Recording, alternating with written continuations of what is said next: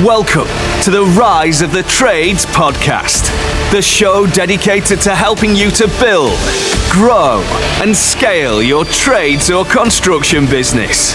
All rise for your host, Craig Wilkinson.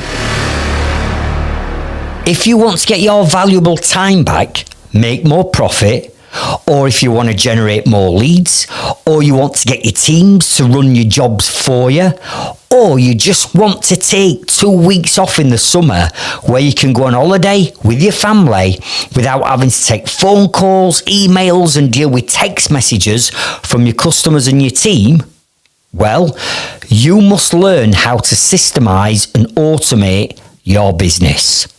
Otherwise, the more you grow and scale your business without having the right systems in place, the more you will become what I call a busy fool and a prisoner in your own business.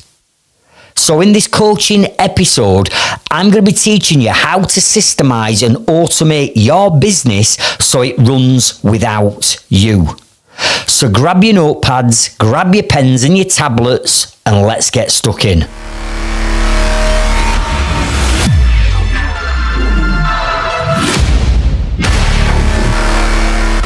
Over the years, people have said to me, Craig, how did you go from working 90 hours as that busy fool joiner to working just 2 days a week in your construction company? How can you run now, currently, 4 businesses, but you only work 2 to 3 days a week? How do you do that? And my answer is, I systemize and automate the holy hell out of all of my businesses. Because I want my businesses to run as much to clockwork as they can with the least amount of effort and input from me. So when I got into personal development around 16 years ago, I started reading books where I heard people talking about how to systemize your business so it runs without you, and how to build your business like a franchise so that if you ever did want to come and sell it, or you did want to franchise it out, it would be really easy to do. And I used to sit there thinking, well, hang on a minute, I don't want to sell my business. I've got no intentions of franchising a construction company. I wouldn't even know where to start. But behind the scenes, what I didn't realise I'd been doing is when I started to put the right systems in place, unbeknownst to me, that's exactly what I was building. I was building a business that was systemised, that ran without me, and an asset that I could potentially sell. And lo and behold, years later, I sold my construction company. Why? Because it was systemised and automated, and the people that bought it off me picked it up as a business model. They put somebody in charge and they ran that business because I had all the right systems and all the right procedures in place to allow me to do it. Now, I'm going to share with you throughout the rest of this episode some of the tactics, skills, and strategies that you need to put into your business if you want to release yourself from that ball and chain and being a prisoner in your own business. But I first of all want you to get some clarity on what the consequences are to you and your business if you decide not to systemize it or automate it. If you choose to continue to do everything manually with no software, no apps, no automation, you can't delegate anything to anyone, it becomes a problem. So for me, thinking about where I used to be and the consequences that it cost me, I just want to share a few of them with you, because I'm guessing that if you're listening to this right now, some of these consequences, you'll be saying, that's me. That's me, that's me. And if you're saying that to any of these, then you clearly haven't systemized and automated your business so it runs without you. So the first one, looking back, for me was, I was doing everything in my business. Even though I got a small team to start off with, I was still doing everything in my business. So I'm on the tools. I'm the surveyor doing the surveys. I'm the estimator because then I'm estimating. And then I'm the admin person because I'm doing all the admin. And then I'm the marketeer because now I'm doing all the marketing. Then I'm the recruiter because I'm now employing more staff or subcontractors. And I felt like I was wearing about 20 different hats in my business. And I was. Because I was the only one really that knew how the business ran. So I had to do everything. Well, listen, building a successful business is designed to give you a choice. And if your choice is, I don't have a choice, I'm the only one that can do all this, then you're becoming a busy fool straight away. Number 2, I started to feel like my business controlled me. In the fact that I couldn't do the things that I wanted to do because I just didn't have time. And I start missing out on important milestones and stages in my life and business. So I stopped playing football. I stopped doing all the hobbies that I once had. I couldn't go to my kids' sports day, or I couldn't go to my kids' Christmas carol party at school because I was always busy. Why? Because the business controlled me. Number 3, you will end up working long, hard hours if you don't put the right systems in place because you're manually having to do everything. And if you're doing things that are tasks that are repeated, then clearly we could put a system in place to deal with that, because if it's something that we're doing in, day out, or week in, week out, we can put a system in place. If you don't, you'll be working long, hard hours. So you'll be doing what I were doing, grafting on tools all day, coming home from work, having my tea, ignoring my family while I got my laptop out, and then I'd be like head deep in doing quotes, invoicing, paperwork. It was just a nightmare. Number 4, you'll start to feel overwhelmed and under pressure. And running a successful business, albeit you are going to be put under pressure at certain times, but I'd become like under pressure and felt overwhelmed all the time. I couldn't get rid of that sickly feeling inside my stomach sometimes because it were always there. And I constantly felt under pressure from every angle. And sometimes I just wanted it to stop. Just stop this hamster wheel from spinning. Let me get off and just grab a breath. But I couldn't. Why? Because I got no systems. Number 5, you'll start to feel stressed and negativity starts to creep in because you're doing everything and you're wearing all these different hats and your business is controlling you. So negativity starts to creep in, and then you start to have these limiting beliefs and negative self-talk starts kicking in. Can I do this? Why am I doing this to me and my family? Do you know what? Fuck it. I'm just going to throw the towel in. I'm just going to go and get a job. How many times have you said that? Why? Because you haven't got the right systems in place. Number 6, you will lose all sense of your why and your purpose. And what I mean by this is you set up your business for a reason. And if you're anything like me, I used to think, if I set up my own business, I'll become a multi-millionaire. I'll be able to choose the amount of hours I work. I'll be able to go on holiday whenever I want because running your own business is a right doddle. That's what I thought. So that's the reason why I set my business up. But then by not having the right systems in place and by feeling overwhelmed and under pressure, I then realised, hang on a minute, the reason why I'm doing this has changed. The reason why I'm doing it is because I wanted to build that future for my family, but in reality, all I'd done is create myself the world's toughest job. So I'd lost all sense of why I was doing what I was doing and what were the purpose. And for me, the purpose were just to get through to the weekend, and then if I didn't have to graft a Saturday, I'd have Sunday off and I'd have a day off a week. Number 7. Working this way becomes a bad, negative habit. Don't get me wrong, in the early days of running a business, you've got to put the graft in. But surely after 2-3 3, 5, 10 years of running a business, you shouldn't be grafting your nuts off day in, day out, week in, week out. And what happens is we sort of program ourselves that we have to work these hours, and that's what running a business is all about. It's almost like a badge of honour. Look at me. I'm busy. I've got work on. I'm working 7 days a week. I need more staff. It's Billy Big Balls time, innit? It's that ego time. I mean, what a busy fool that person is. And that used to be me.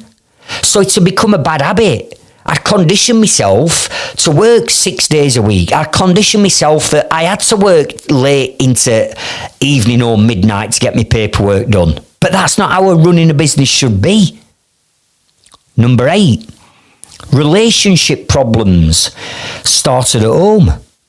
Here's me grafting every hour God sends to build a better quality of life for me and my family, but unconditionally to me, it were driving a wedge between us. So now I'm having arguments at home. I'm having relationship problems. I'm not getting on with my wife. I'm snapping at my kids.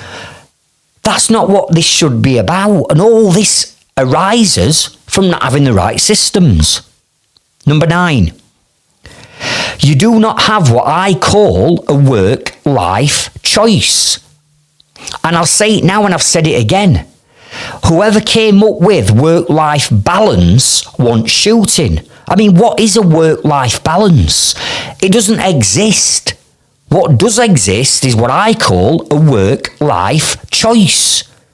In other words, you need to have a choice in your business, in your life, and your time on what you do and when you want to do it.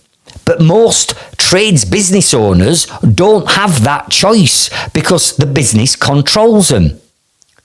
So what I want in my businesses, I want the choice. Do I want to go to work today? Do I want to put an extra hour in? Do I want to finish early without it affecting my business? Number 10, you will become a prisoner in your own business and in your life if you don't get these systems in place. Because your business will control you, it'll put a ball and chain around your ankle, and once that's around your ankle, it's going to take forever to release that ball and chain. So we've got to get them systems into our business as quick as we can. And it's okay saying, do you know what, Craig, I get that, but I'll wait until I've got the time to do it. Well, trust me, you won't have the time if you continue to scale your business, if you continue to take work on, if you continue to take more customers on, and you're already working long hours. Where the hell are you going to find time to systemize your business? Because systemizing your business is not a 5-minute job. It can take months in some cases. So these are the consequences that I faced in my business, and I'm guessing that listening to this now, some of those 10 points that I've just rattled off, I'm guessing you're saying, do you know what, Craig? Some of them are me. And if some of these are you, it means you've got to get the systems in place and you've got to get them in now. Now, there are 3 stages of business growth that every single business owner goes through. And one of the most popular and most downloaded episodes of my podcast is episode number 2, called The 3 Crucial Stages of Business Growth.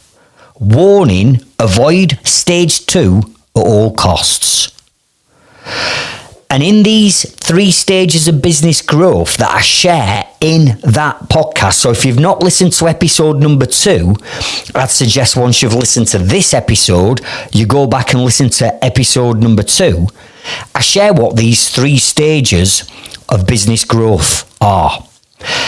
And if you get stuck in stage number 2, I am telling you now, it's going to be an absolute freaking nightmare for you to get out of. Because stage number 2 is what I call busy fool stage. And this is where you have made those classic mistakes and you have scaled your business and you are generating leads and you have got a small or large team and you are doing multiple jobs and you're doing all this with a lack of systems in your business. You fall into busy full stage without the systems and it's going to take you forever to get out. Why? Because you won't have the time free to implement the systems to get you out of busy full stage.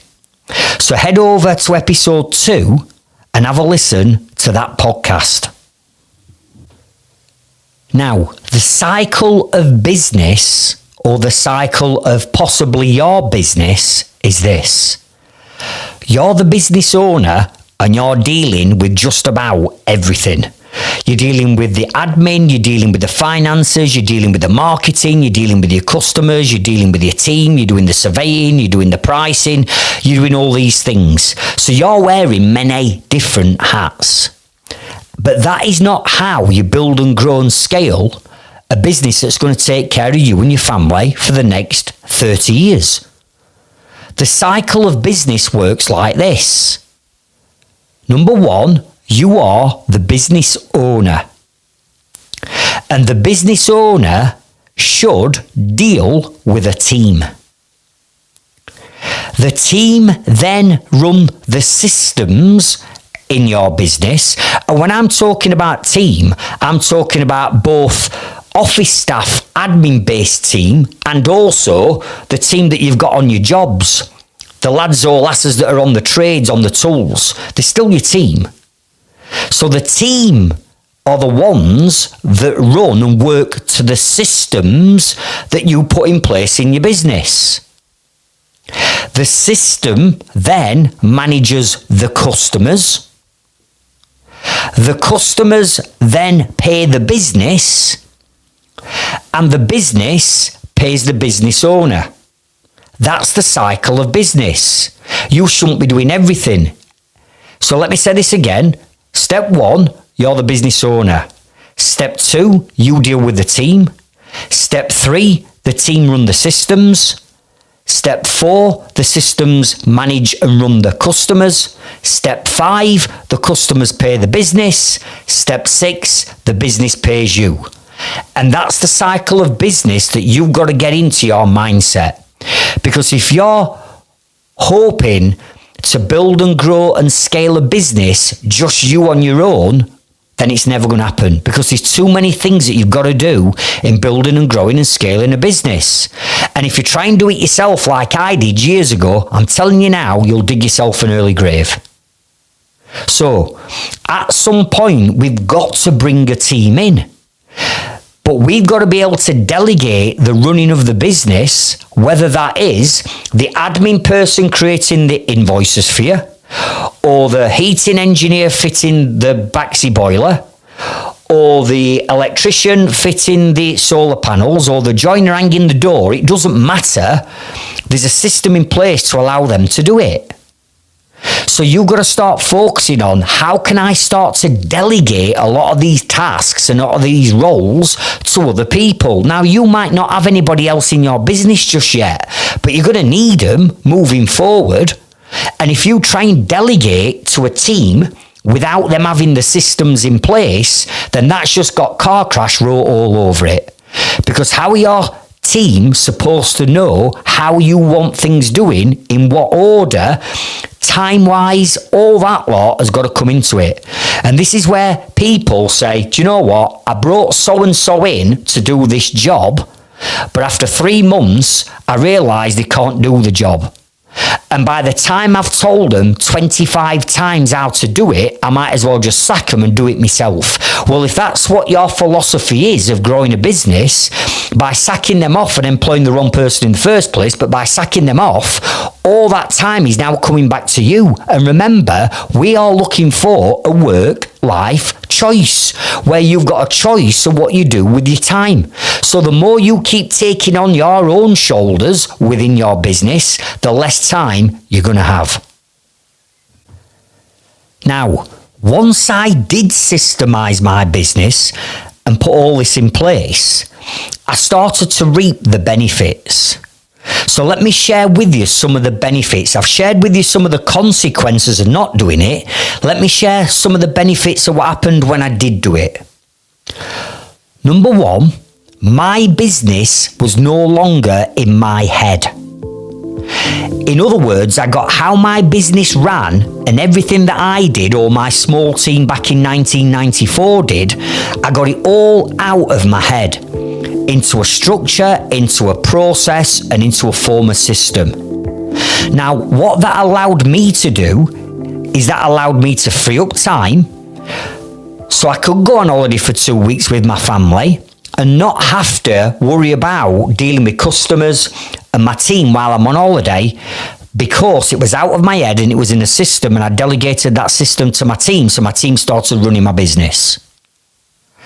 I then started to make more profit because I put systems in place to manage the finances within the business. And because I got my time back, I could then start focusing on areas that I knew all along I should have been working on, but I just didn't have time back then. And I started looking at, listen, how can we increase our gross profit? How can we increase our net profit? What can we do to limit the amount of tax that we're paying? Yeah. And I started getting really business savvy with the numbers. So all of a sudden, I'm making more profit. So I've got my time back. I'm making money. I'm now starting to work towards a work-life choice. We put the systems in place to deal with all our marketing and sales. So all of a sudden, we got profitable leads coming in. The nurture of those leads wasn't done by me, it was done by a system, which meant our customer journey was the same 5-star standard for every single customer that came into our business. Why? Because there was a system in place that made sure that they all got that high level of service. I started to delegate things to my team. Whereas prior to that, I'd tried delegating things and it didn't work out. By now having the right systems in place, it did allow me to start to delegate, and that's when my business started to take off. Because now my team's starting to run my business for me, freeing up my time to either one, do what I want with it, or two, reinvest it back into my business. We then became a business that were in a position where we could start to scale, because the systems brought the right leads in, the team was all running the systems. I got the time back to start thinking, right, where am I taking this business? I've now got my why back. I've now found my purpose. What do I want to do with this business? And the answer was, right, let's start to scale it. We can now scale it, and it's not going to take any more of my time scaling it. Everything's in place. And then unbeknown to me, behind the scenes, because I've been systemizing and procedurizing every single step that we did and documenting it all, because I did that, I'd actually built a saleable asset and a franchise model. And I started off at the beginning of this podcast episode by talking about people saying, you need to think about building a business that runs without you. i.e., build it as though you're going to franchise it. And that's what I'd done by putting the systems in place, documenting all the procedures on how every single step worked, and then delegating that. I'd now got a business that were running like clockwork with me, freeing up my time, making me shitloads of money, giving me a choice, but I'd also built a scalable asset.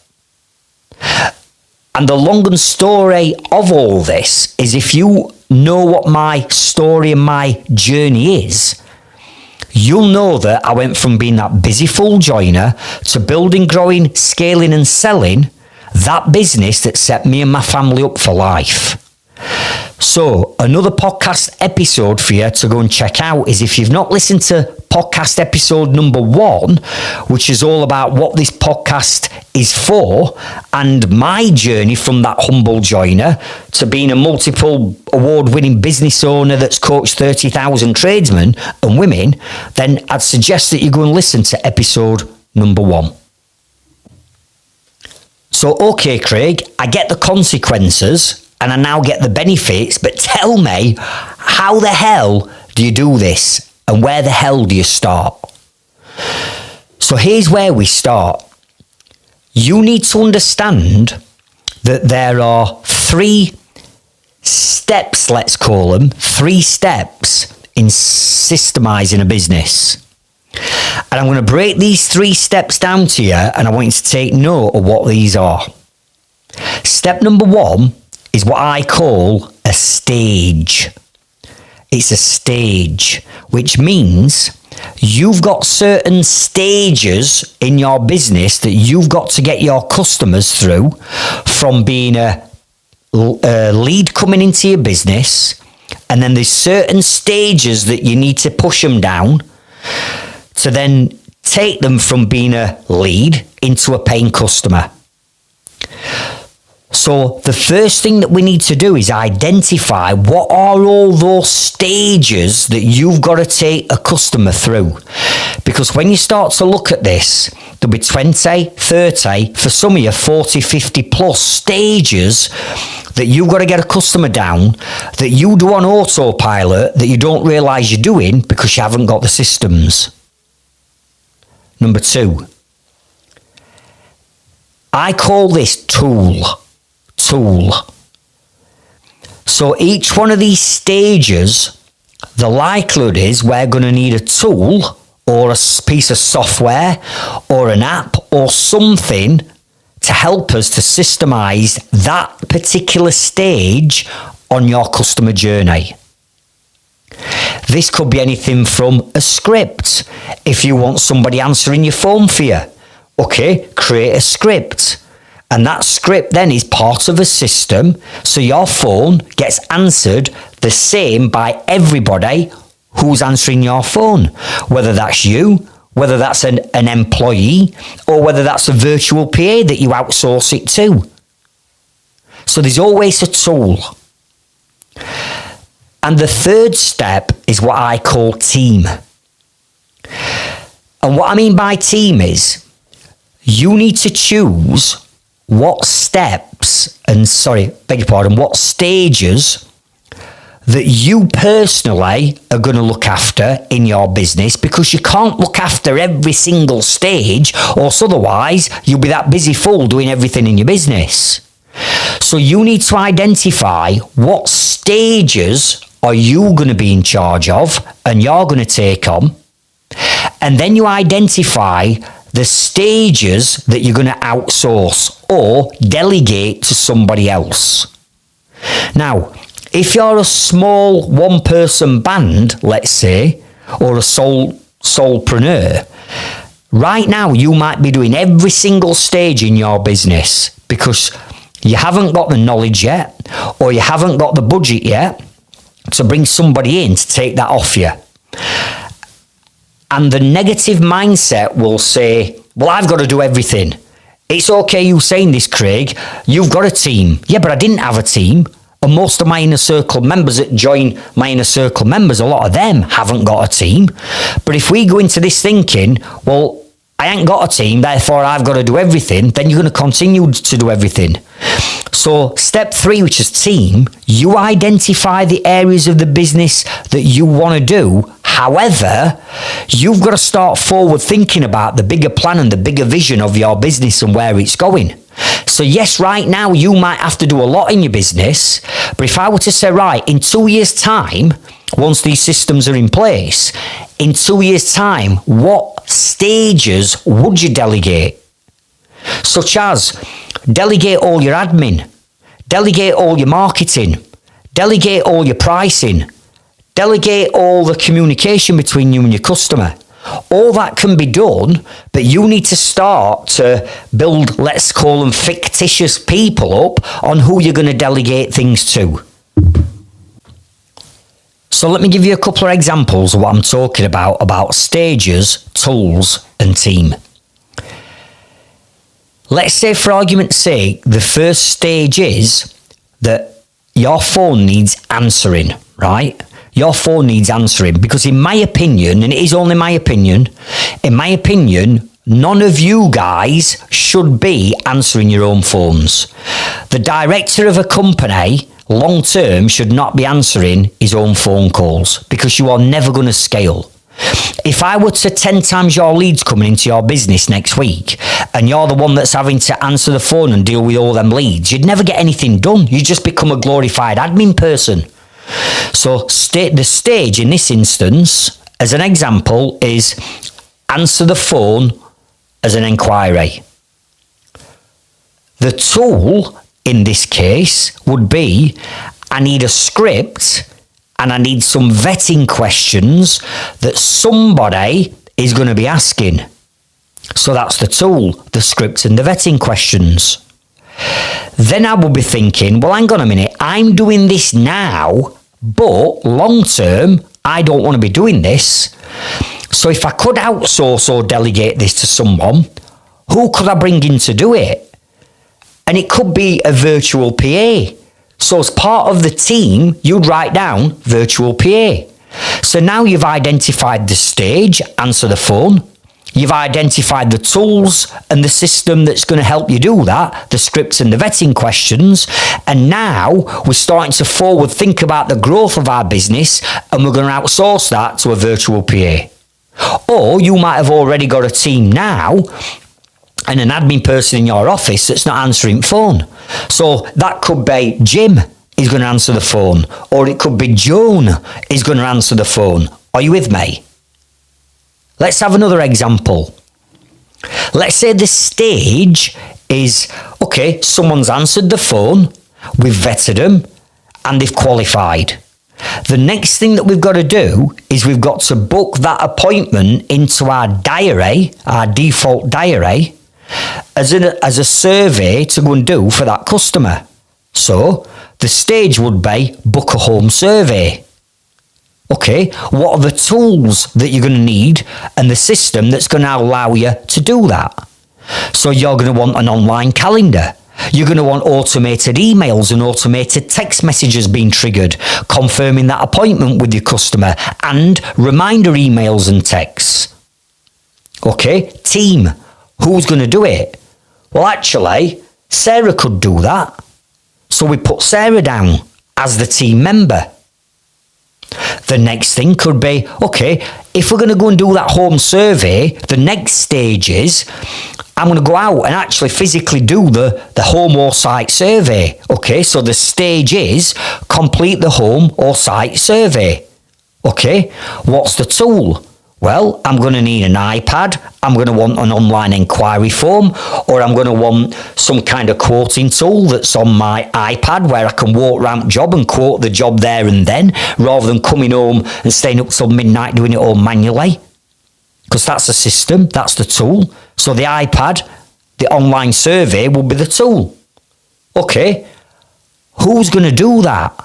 Now you might say, well, actually, I choose to do the surveys. I want to do them. Right. Write your name down then as part of the team. Then, once the survey's been done, I'm guessing you're going to come back and you're going to go, right, I need to price the job, perhaps. I need to smarten up and confirm the price, the cost of the job, the spec, the details. So that will be the stage. Let's call it pricing of the job. Okay, what tool do you need to do that? Well, you're going to want some pricing or some estimating software, or maybe it's an Excel spreadsheet that you're using, but you're going to need a tool, you're going to need a system. All right, who's going to do that? Well, I don't have anybody yet, but I could bring in a full-time estimator, maybe in 2 years' time. All right, write somebody's name down. Simon, he's going to be your estimator in 2 years' time. Are you with me?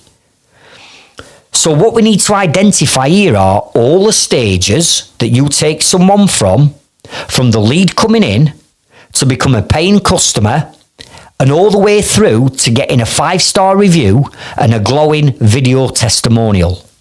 All them stages you got to map out, because you can't systemize a business if all them stages are in your head and you and your team can't see them flowed out. Then we look at the tools that are involved and we start to build up a bit of a picture here, because now we're saying, well, hang on a minute, we need something where we can vet customers, we need automated emails and texts triggering confirmation bookings.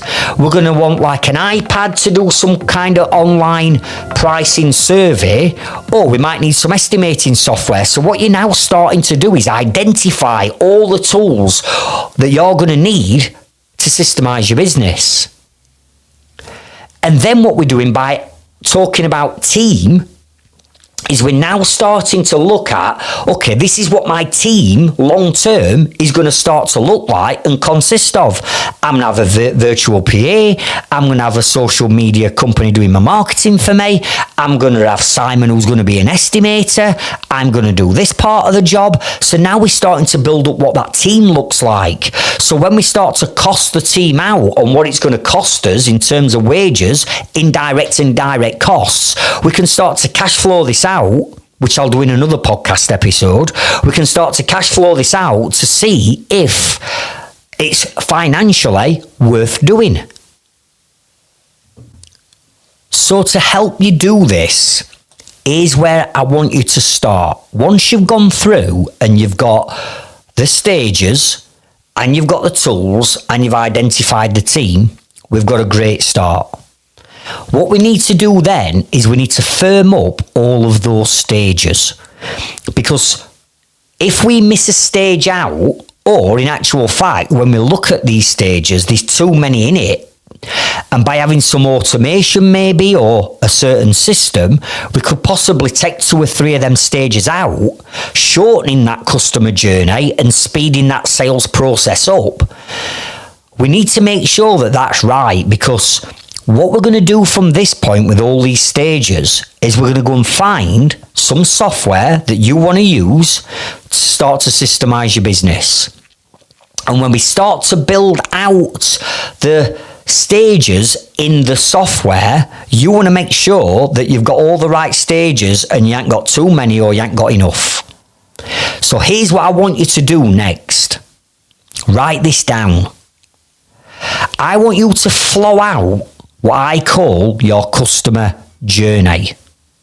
And your customer journey is all of those stages that you're going to map out from the lead coming in to the 5-star review being left at the end of the job. And how I want you to map and flow this out is in 3 stages.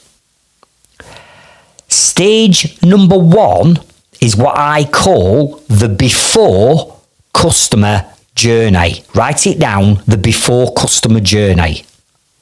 And what I mean by this is, when that lead comes into your business, whether that's an email that pops into your inbox, whether that's a phone call or a Facebook or WhatsApp message, it doesn't matter.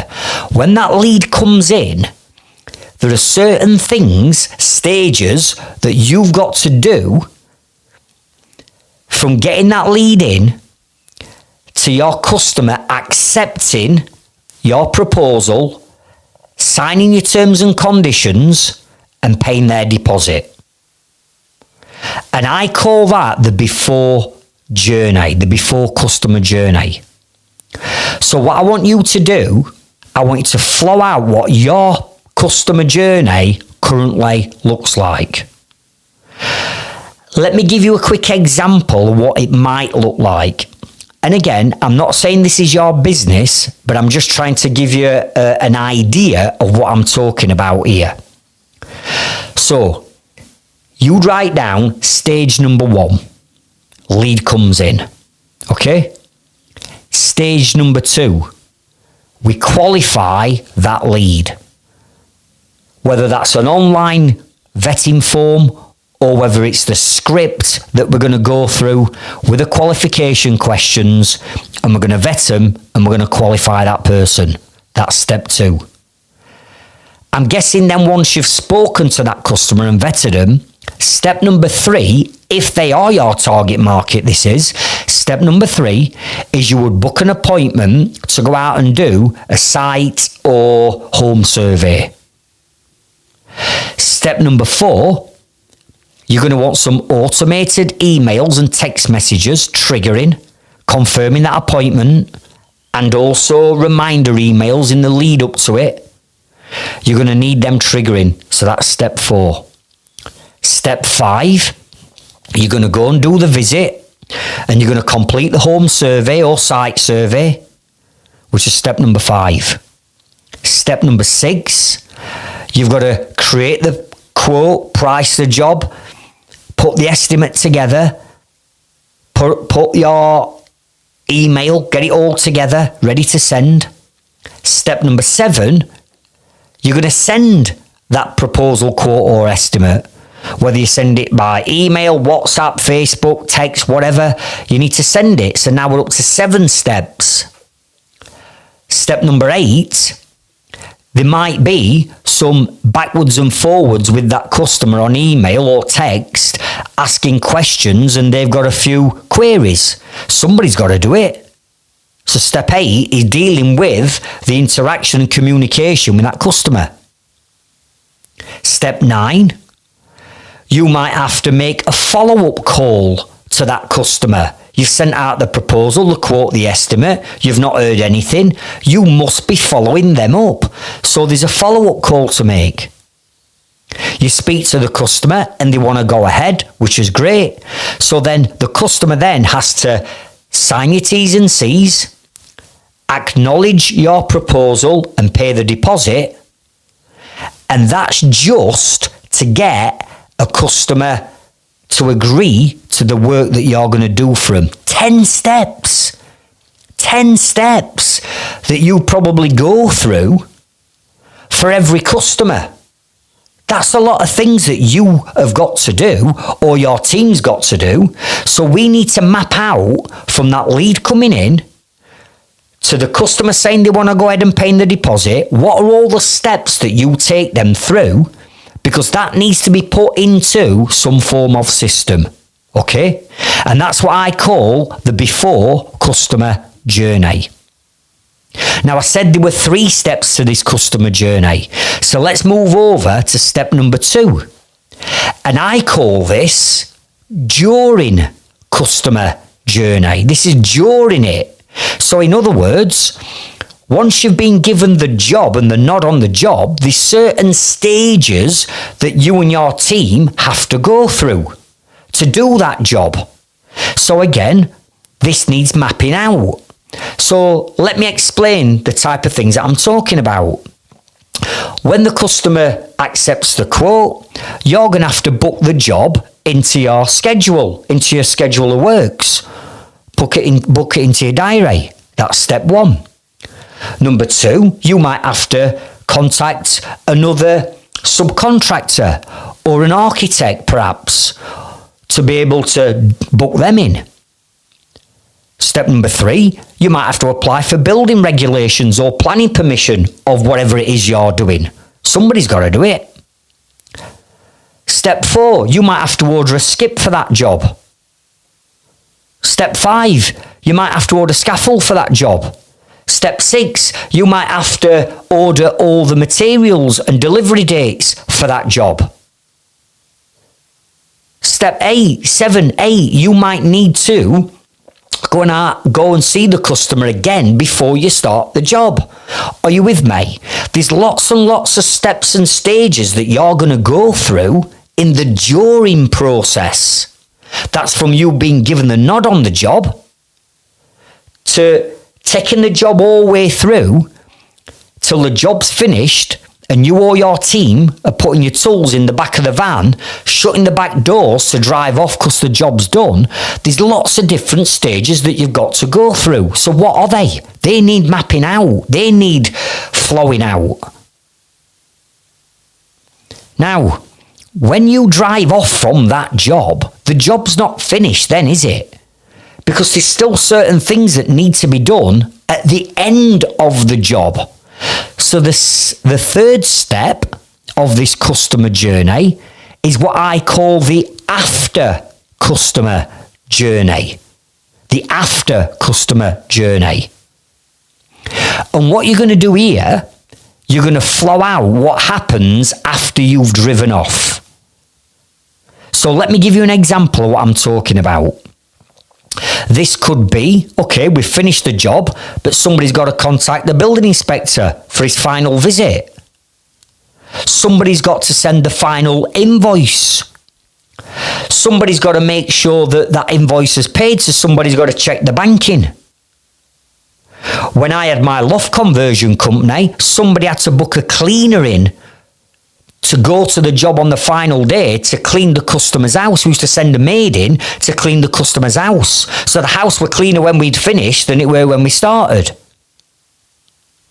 Somebody had to buy or order in a thank you card that was signed by all of my team that were presented to the customer. Somebody had to order a bouquet of flowers ready to be presented to the customer. Somebody had to buy a bottle of champagne that were presented to the customer. Somebody had to book a final meeting with that customer to run through the end of the job and present the thank you card flowers to that customer. We go out and see that customer, and then we would give them our referral cards, and we'd educate them on how they could find us referrals. We'd then ask them for a 5-star review and get the review there and then. We'd then ask them if they would mind us booking in a videographer to go round and shoot a video testimonial. So again there, when you start to map this out, there's lots of things that happen after the job's finished. Now, I'm asking you to break this down into these 3 areas, the before, during and after, to make it easy for you to see the sheer amount of stages that you take a customer through. I've just added up this in my head. And there's, on average, just from that hypothetical example that I've shown you, there's 30 different stages there from the before, during and after. There's 30 different stages that I would have to take a customer through at any one time. Now imagine this. Imagine you've got just 10 customers, that's all, just 10, which is not a lot. Let's say you've just got 10 customers. Some of them 10 customers are in the before stage, so the enquiries have just come in and you've booked a home survey, or you might be doing the pricing. Some of them 10 customers, you will be doing the jobs for them now. You'll be doing the fitting or the installing right now. And some of them customers will be at the end, at the after stage, where the job's done and you need to get the review. You need to order the flowers or whatever it is you're doing, right? So they're all at different stages of this customer journey. The point of this is this. If you've got just 10 customers in a customer journey where 30 things have to happen for every one of them customers, that's 300 fucking things that you've got to remember to do. How the fuck can you remember to do 300 different tasks if all that lot is in your head and you ain't got a system in place? You can't do it. It's not possible. So is there any wonder we start to feel overwhelmed, overworked, stressed, limiting beliefs start kicking in? Is there any wonder we start to make mistakes? Is there any wonder we start to drop the ball and we don't get back to customers on time? All this lot is happening because you haven't got the right systems. So what I want you to do now is I want you to flow out. And you can do this on a Word document. You could do it on an Excel spreadsheet. You could do it on the whiteboard section inside Canva. Check out this tool. It's called lucidchart.com.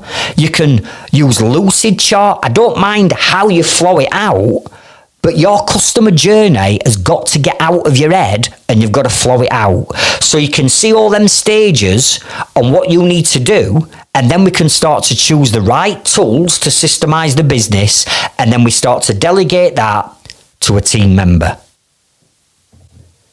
Now, here are 5 benefits of flowing out and mapping out your customer journey. And these aren't all 5, there's a lot more, but I just want to give you 5. Number 1, you're going to get 100% clarity for you on what you have to do when you see it all flowed out, but also if you've got a team now, you can show this flow to your team so your team understand everything that has got to be done to bring a customer in and to get that customer to pay you and leave you a review. It's a mammoth task. So you and your team need to get clarity around it. And if you've not got it flowed out and it's pinned up somewhere or it's on a screensaver on your laptop, everything's in your head. You can't scale a business when your business is in your head. Number 2, it's going to identify those tools, apps or software that you're going to start to need to pull the systems together. Number 3, it's going to identify and show you which areas of your business you need to systemize first.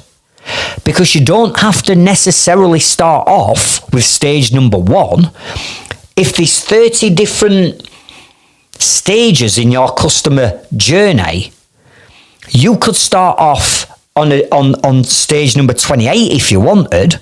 It doesn't matter where you start, but it's going to show you and highlight you where you need to start. Because if you're really poor, let's say, at getting your invoices out and chasing your invoices, right? Or it's taking you forever to get you, and there will be. I bet you there's people listening to this now that go, do you know what, Craig? I've done all these jobs, they're finished. I just haven't had time to get the invoices out. I mean, come on. How on earth can you grow a business when you've got a negative cash flow because you're too busy to get your flipping money in? So if that were the case, I'd be coaching you and saying, right, forget about doing the script for answering the phone.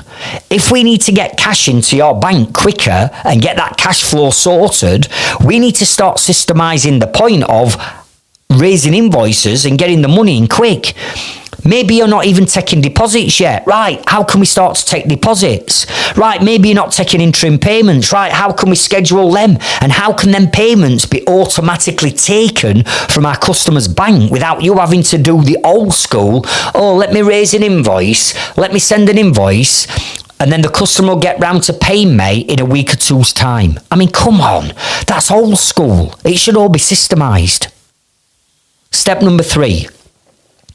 It's going to show, step number 4. It's going to help build your team organisational structure. Because now you've identified how many different team members and how many different skill sets or roles or responsibilities are you going to have to bring into your business to get it to the vision and the stage you want to get it to. So you might look at this and go, right, I'm doing all of this or 90% of it myself, but I'm actually going to need another 5 members of staff to get my business to where it wants to be. Okay, if we know what these staff members are and we can work out what cost that's going to be to our business, we can drop them costs into a cash flow forecast, and that'll start to plot out to us whether it's actually financially viable to actually grow the business. Because believe it or not, there is a critical point where you don't want to take your business beyond where it is now, because increasing your staff means increasing your overheads, i.e. more vehicles, bigger offices, more equipment, and employing more staff and increasing overheads means that next 2 or 3 jobs that you do as you scale, the actual profit is swallowed up from them 3 jobs because you're having to pay extra admin costs. You're having to spend more money on marketing. You've had to buy or lease another van. You've had to move into bigger offices. Are you with me? So if that's the case, you don't scale. Because what's the point of taking more work on if you're not going to make any more profit? There's no point in doing that, is there? So identifying your team organisational structure and costing that out, the numbers tell us when to scale or if to scale. And number 5, it's now going to help us identify future job roles, because some of you will be saying, do you know what, I'm going to go away and I'm going to employ another heating engineer because I'm busy. But in actual fact, you don't need another heating engineer. Actually, looking at the amount of work that you're doing and the time it's taking on admin, it may well be that you bring the admin person in before the next engineer to free up your time so you can start to bring more profitable work in for that engineer. Are you with me? So these are the benefits of mapping out your customer journey. Now, once this has been done, the next thing that we need to look at is what software, apps or tools are we going to start to use to help deal with all these systems and all this automation. And every business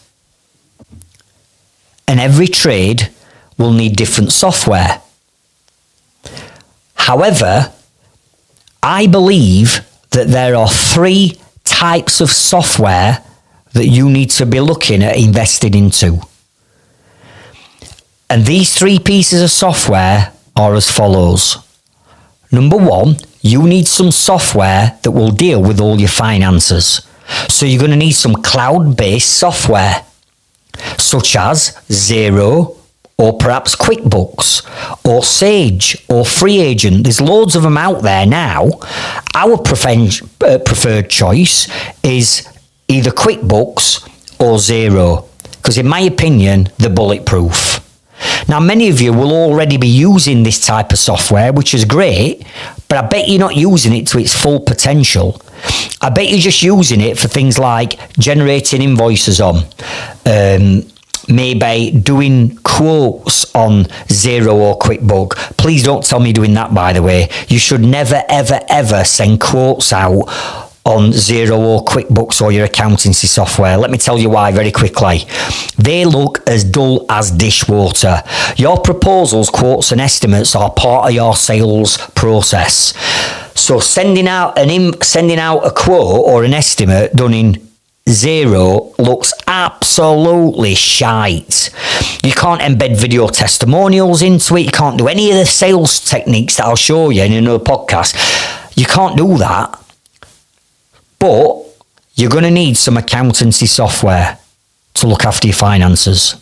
Number 2, you're going to want some job management software. And there are loads and loads and loads of different types of trades job management softwares out there.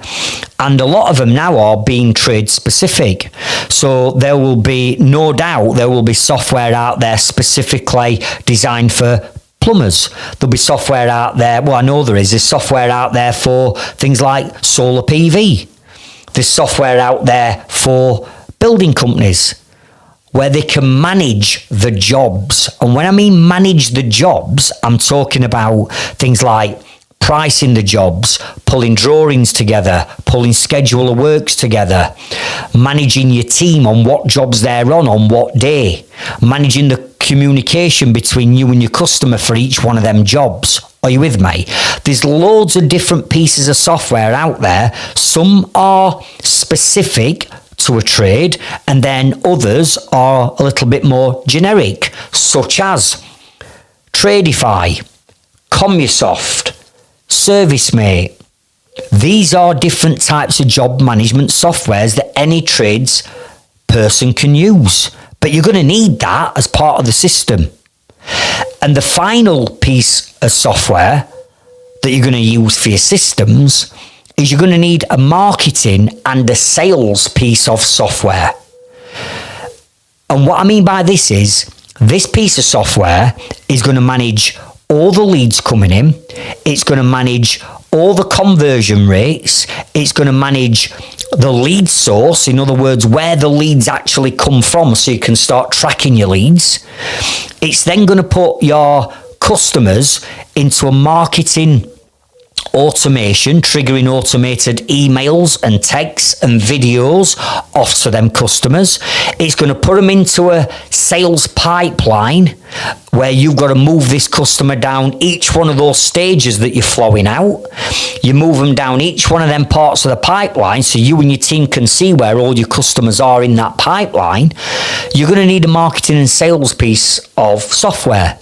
We recommend and highly recommend, and a lot of my inner circle members use our software. It's called Leadzilla. So you're going to need 3 different pieces of software to manage your finances, to manage your job management, and to manage your marketing and your sales.